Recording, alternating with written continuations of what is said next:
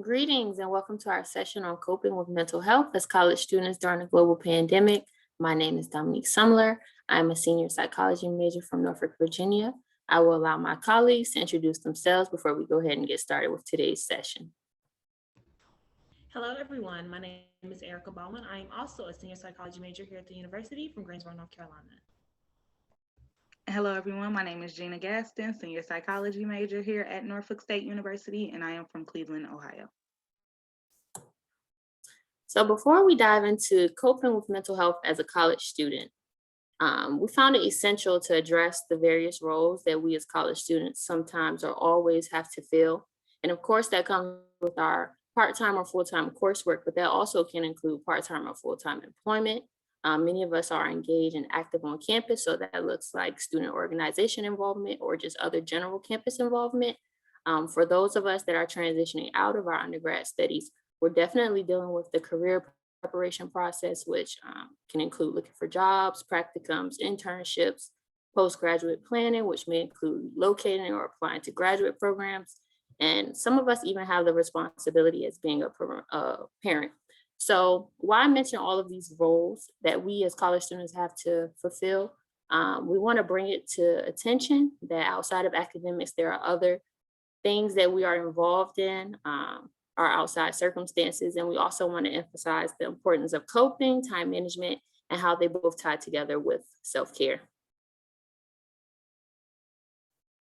So before we get into recommendations for coping, self-care, and time management, we want to give you guys some general scholarly definitions of coping and self-care.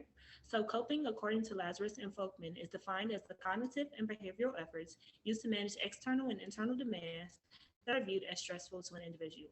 All college students should engage in positive coping mechanisms because first, it is imperative that we cope with all the things that we're balancing, such as our coursework, those jobs that Dominique stated, and also those extracurricular activities and any other things that may not have been on our list. It is imperative that we cope and use self-care because promoting positive coping and self-care promotes positive mental, physical, psychological well-being.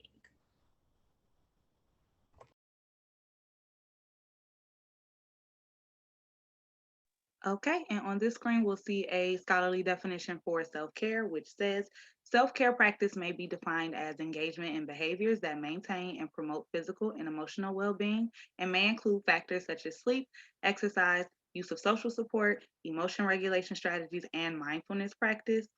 The study that provided, this definition focuses on the prevalence and perception of self-care among graduate psychology students. So it was very closely related to our desired demographic, which is undergrad psychology students, which we all are. But it also shows the lack of research towards that demographic in this topic.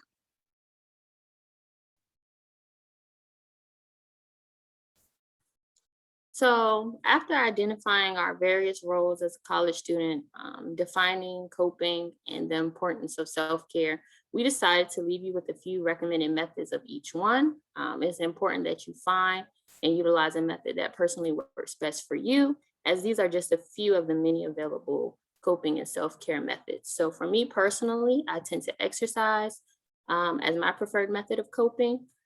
Exercising allows me to release stress and my built up tension that I may be experiencing in the moment.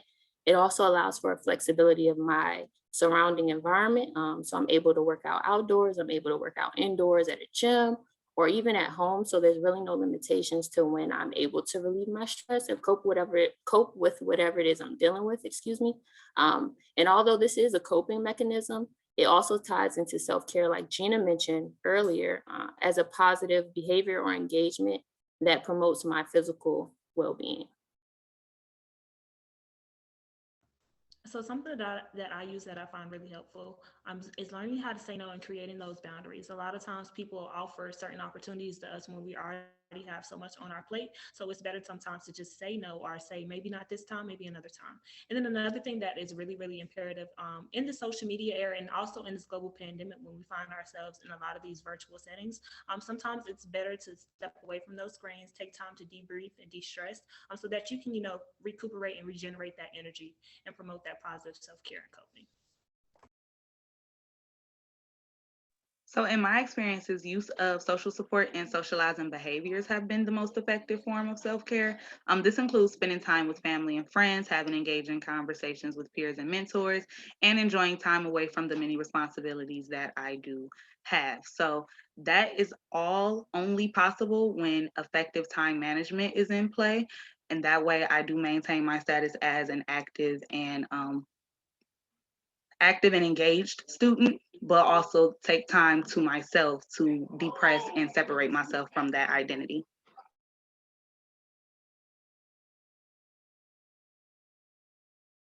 All right, so that concludes our presentation on coping and self-care as college students during a global pandemic. We hope to see more research surrounding the discussed topics and the demographics in the near future, and we thank you for your time. Thank you.